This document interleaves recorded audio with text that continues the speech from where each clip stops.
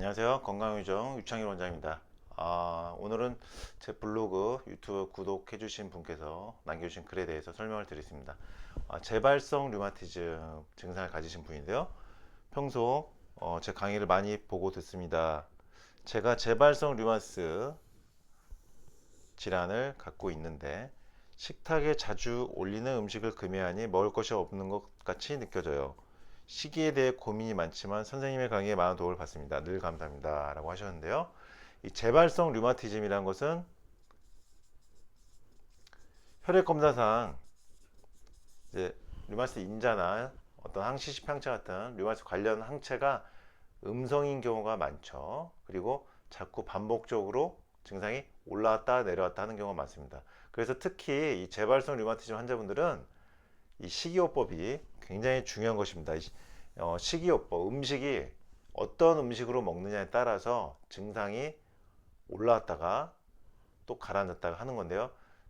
꼭 기억하실 점은 재발성 류마티즘 환자분들 같은 경우는 시간이 흐르면서 이 아파진 통증 빈도가 짧아진다.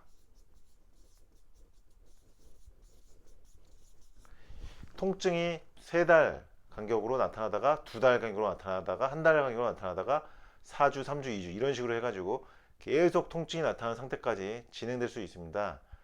이렇게 주기가 짧아지고 있는 재발성 류마티즘 환자분이 계시다면 반드시 식이요법을 하셔야 된다는 것을 말씀드리고요. 그리고 먹을 게 없다고 하셨는데요. 물론 맛있는 거를 아무래도 참아야 되기 때문에 맛있는 음식을 제거하면은 먹을 게 많이 없긴 합니다. 그러나 이 10가지 원칙 제가 말씀드렸죠. 이 10가지 원칙에서 해당되지 않는 음식을 먹으면 됩니다. 그러니까 이 세상에는 음식이 많이 있죠. 이 10가지에 해당되지 않는 거를 피한 상태로 드시면은 생각보다 먹을 음식이 많이 있습니다. 그러니까 먹을 음식이 없다 이렇게 생각하시기보다는 이 10가지에 해당하는 음식을 피하면은 그래도 음식이 많구나 이런 마음으로 식이요법을 해주시기 바랍니다. 건강유정 유창희 원장이었습니다.